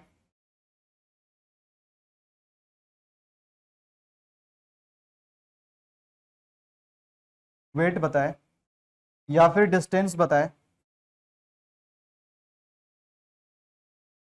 या फिर डिस्टेंस बताए, अच्छा एक चीज और लिख लो, स्पीड बताए। अगर सब्जेक्ट के जगह पे कोई ऐसा चीज आया है जो speed, amount, duration, height, weight या डिस्टेंस को रेफर करता है, तो इसको हम क्या मानते हैं, इसको हम सिंगुलर मानते हैं। इसको हम क्या मानते हैं, इसको हम सिंगुलर मानते हैं। इसलिए इसके साथ क्या करना है, इसके साथ सिंगुलर वर्ब का प्रयोग करना है, इसके साथ सिंगुलर वर्ब का प्रयोग करना है, ठीक है। तो ध्यान देना है सभी को। 2 hours क्या कर रहा है, 2 आवर्स को हम अलग अलग नहीं देख रहे हैं, 2 आवर्स को हम एक ड्यूरेशन मान के चल रहे हैं। ड्यूरेशन कितना, एक ही ड्यूरेशन है, 1 घंटा अलग है और दूसरे वाले घंटा अलग है, लेकिन दोनों घंटा को मिलाकर के हम एक ड्यूरेशन को रेफर कर रहे हैं, ठीक है। और इसलिए क्या होगा, यहाँ पर इज लगेगा। बात समझ में आ रही है, हाँ कि ना। अब जैसे हम बोलेंगे कि 5 माइल्स, देखो यहाँ पर एक सेंटेंस लिख देता हूं मैं, 5 माइल्स इज या are not a long distance, not a long distance. बताओ क्या होगा यहाँ पर, बताना क्या होगा, इज होगा या आर होगा, इज होगा या आर होगा।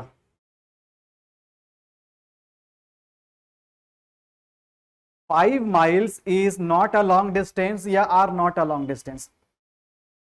तो 5 मील को हम अलग अलग तौर पे देख रहे हैं या फिर सब मिलाकर के उसे हम एक डिस्टेंस बता रहे हैं, सब मिलाकर के उसे हम एक डिस्टेंस बता रहे हैं।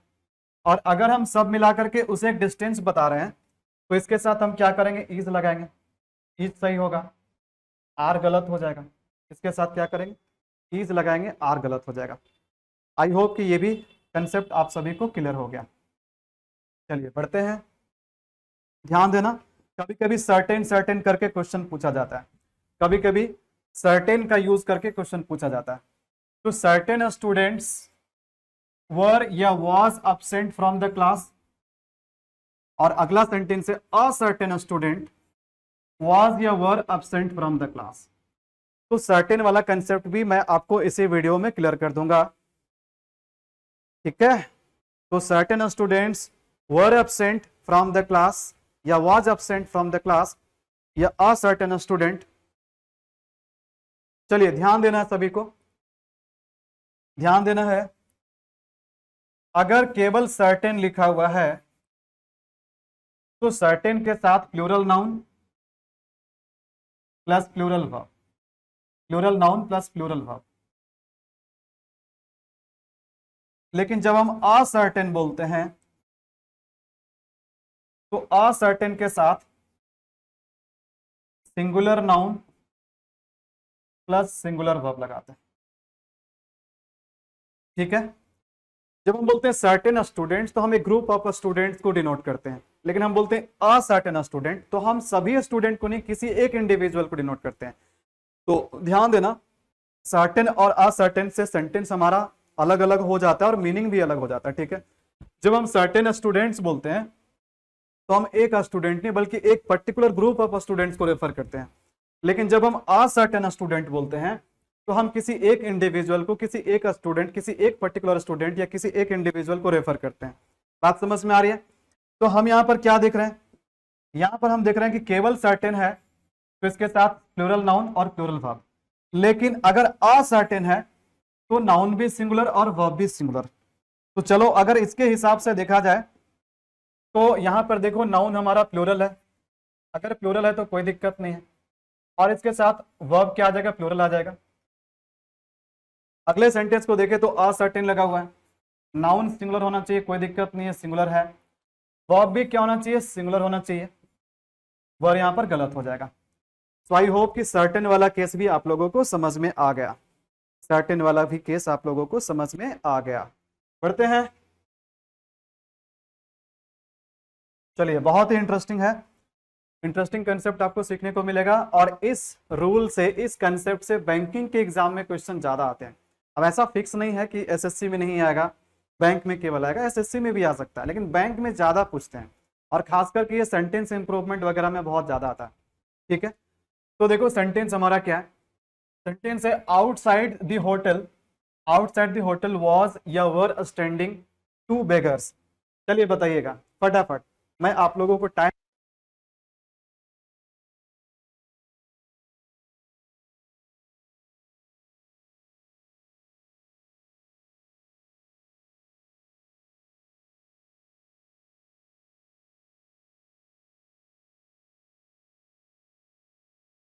चलिए फटाफट बताइएगा इस, वाज होगा या वर होगा। हाँ ध्यान देना, देखो क्या हो रहा है, हम जनरली जानते हैं कि सब्जेक्ट जो होता है वो वर्ब से पहले आता है। सब्जेक्ट कहाँ आता है? वर्ब से पहले आता है। क्या ऐसा हो सकता है कि वर्ब पहले आ जाए और तब सब्जेक्ट आए? क्या ऐसा हो सकता है? ऐसा बिल्कुल हो सकता है, ठीक है। लेकिन जब कभी भी ऐसा होता है तो इसे हम क्या कहते हैं? इसे हम कहते हैं इन्वर्जन। इसे हम कहते हैं इन्वर्जन। मैं अलग से एक इन्वर्जन पे चैप्टर बनाऊंगा, ठीक है। चैप्टर तो खैर है ही, मैं अलग से एक वीडियो बनाऊंगा इन्वर्जन पे, है ना। तो फिलहाल इतना समझो, जब कभी भी वर्ब सब्जेक्ट के पहले आता है तो उसी को हम कहते हैं इन्वर्जन। तो इन्वर्जन में देखो कंफ्यूजन आपको कैसे क्रिएट करेगा, क्योंकि सब्जेक्ट को वर्ब के बाद में रख देगा और इसके पहले कुछ और लगा देगा। तो जब इसके पहले कुछ और लगाएगा तो आप मान लेंगे कि वही हमारा सब्जेक्ट है, लेकिन वो हमारा सब्जेक्ट नहीं होगा। ध्यान देना। तो हम कैसे जानेंगे कि इन्वर्जन है कि नहीं है? ध्यान देना, अगर सेंटेंस की शुरुआत में ऐसा वर्ड है जो किसी प्लेस के बारे में बताता है, जो किसी टाइम के बारे में बताता है, जो किसी मैनर के बारे में बताता है, जो किसी डिग्री के बारे में बताता है, जो किसी रीजन के बारे में बताता है। और मैं आपके इंफॉर्मेशन के लिए बता दूं कि जो ये सारे चीज बताते हैं ना, जो ये सारे चीज बताते हैं उसे हम क्या कहते हैं? एडवर्ब कहते हैं। उसे हम एडवर्ब कहते हैं। तो सेंटेंस के शुरू में सब्जेक्ट होता है और सब्जेक्ट के जगह पे नाउन या प्रोनाउन होगा, लेकिन अगर नाउन या प्रोनाउन ना होकर के अगर वहां पर एडवर्ब आ जाए, और एडवर्ब कैसे पहचानेंगे? जो प्लेस बताए, जो टाइम बताए, जो मैनर बताए, जो डिग्री बताए, और साथ ही साथ आप ये भी लिख सकते हो जो अफर्मेशन बताए। अफर्मेशन मतलब पॉजिटिव बात। जो अफर्मेशन बताए, जो नेगेशन बताए, ठीक है। जैसे यस और नो होता है ना, तो ये सारा चीज क्या होता है? जो भी ये place, time, manner, degree, reason, affirmation, negation का मीनिंग देता है उसको हम क्या कहते हैं? एडवर्ब कहते हैं। और अगर सेंटेंस के शुरू में एडवर्ब का यूज हुआ है तो पक्का वहां पर इन्वर्जन का प्रयोग होगा। और अगर इन्वर्जन का प्रयोग होगा तो उस केस में सब्जेक्ट जो है वो वर्ब के बाद आ रहा होगा, ना कि वर्ब के पहले आएगा। तो जरा मुझे बताओ, अगर मैं बोलता हूं आउटसाइड दी होटल, अगर मैं बोलता हूं आउटसाइड दी होटल, तो आउटसाइड दी होटल हमारा सब्जेक्ट है या फिर प्लेस है? ये सब्जेक्ट या फिर प्लेस है? बिल्कुल प्लेस है। ये प्लेस के बारे में बात कर रहा है। तो आउटसाइड दी होटल क्या हो गया? एडवर्ब हो गया। ये क्यों एडवर्ब हो गया? क्योंकि ये प्लेस है। और वर्ब का एग्रीमेंट हम सब्जेक्ट के अकॉर्डिंग करते हैं, ना कि एडवर्ब के अकॉर्डिंग करते हैं। मतलब ये हमारा सब्जेक्ट नहीं है, आउटसाइड दी होटल हमारा सब्जेक्ट नहीं है। ये ध्यान देना, ये हमारा वर्ब है। तो वर्ब के बाद ही सब्जेक्ट आएगा। तो वर्ब के बाद देखो सब्जेक्ट क्या आया? बेगर्स आया। और कितना बेगर्स है? 2 बेगर्स है। 2 बेगर्स की बात हो रही है। तो जब 2 बेगर्स की बात हुई तो एक से ज्यादा हो गया, और एक से ज्यादा हुआ तो मतलब प्लूरल। तो इसके साथ हम क्या करेंगे? वर लगाएंगे। यहां पर वाज गलत हो जाएगा। सभी को क्लियर है ना? हाँ हाँ, सब्जेक्ट कौन है? 2 बेगर्स। सभी को क्लियर है ना? सभी को हो गया क्लियर? ठीक है, चलिए देखते हैं अगला। हाँ, अब देखो एक कॉमन एरर का सेंटेंस हमने दिया है। बहुत ही इंटरेस्टिंग क्वेश्चन है। इस क्वेश्चन को देखो मैंने कॉमन एरर के फॉर्म में लिखा है। एक ऑप्शन और बना लेते हैं, ऑप्शन ई। जब इसमें कोई एरर नहीं होगा तो आप ऑप्शन ई को सिलेक्ट करना। चलो बताओ, क्या इसमें कोई गड़बड़ी है? कहीं पर भी कोई भी ग्रामेटिकल मिस्टेक है? सेंटेंस क्या बोल रहा है? If it was possible to remove gravity and friction, what would happen to a football if it were tossed into the air? चलिए बताइए कहां पर प्रॉब्लम है? अच्छा, डी में प्रॉब्लम है ना, वर्क की जगह पे वास।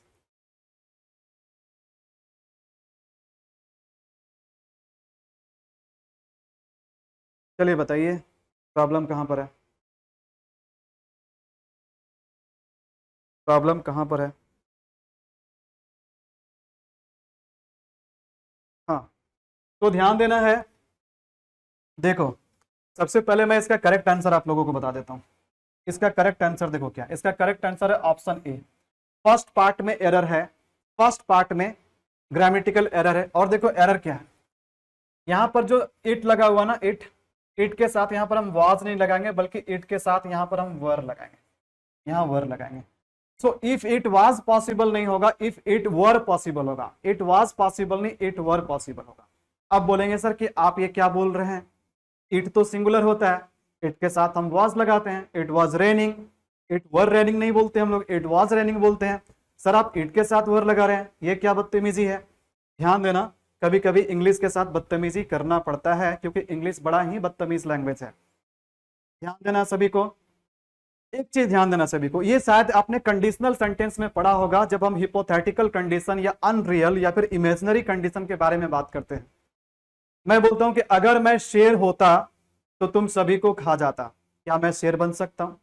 ये कैसा कंडीशन है? ये हिपोथेटिकल कंडीशन है, अनरियल कंडीशन है, इमेजिनरी कंडीशन है, जो कि कभी पॉसिबल नहीं हो सकता है। ठीक है, तो उसी प्रकार से बताओ मुझे कि अगर मैं बोलता हूं कि if it was possible to remove, कि अगर ऐसा संभव हो सकता कि हम इस धरती से ग्रेविटी और फ्रिक्शन को रिमूव कर देते हैं, क्या आप इस धरती से कभी भी फ्रिक्शन और ग्रेविटी को रिमूव कर सकते हैं? क्या ये पॉसिबल है? ये पॉसिबल नहीं है। मतलब ये इमेजिनरी, ये काल्पनिक है, ये कोरी कल्पना है। और ध्यान देना, जो कोरी कल्पना होती है ना, उसी को हम बोलते हैं हिपोथेटिकल। और हिपोथेटिकल कंडीशन में सब्जेक्ट चाहे हमारा कुछ भी रहे, चाहे सिंगुलर रहे चाहे प्लूरल रहे, वर्ब हमारा हमेशा प्लूरल होता है अगर वाज या वर आए तो। ठीक है, तो हिपोथेटिकल कंडीशन में, हिपोथेटिकल कंडीशन को हम अनरियल कंडीशन भी बोलते हैं। हिपोथेटिकल कंडीशन को हम अनरियल कंडीशन भी बोलते हैं। तो अगर अनरियल कंडीशन हो, अगर अनरियल कंडीशन का केस हो, तो सब्जेक्ट हमारा कुछ भी रहे, सब्जेक्ट हमारा चाहे सिंगुलर सब्जेक्ट हो या प्लूरल सब्जेक्ट, सिंगुलर सब्जेक्ट हो या प्लूरल सब्जेक्ट हो, उसके साथ हम क्या करते हैं, अगर हमें ऑप्शन दे दिया जाए कि वाज लगेगा या वर लगेगा, तो हम किसके साथ जाएंगे?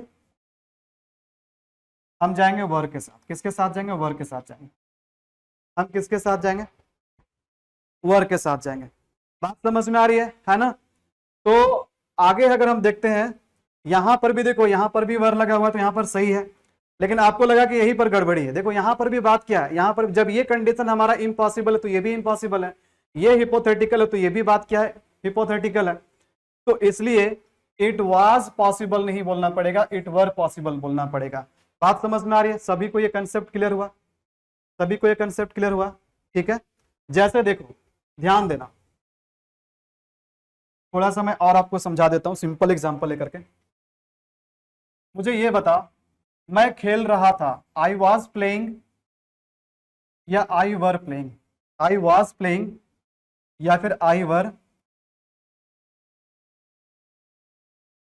प्लेइंग? ठीक है, एक सेंटेंस और दे देते हैं। If I was were a bird.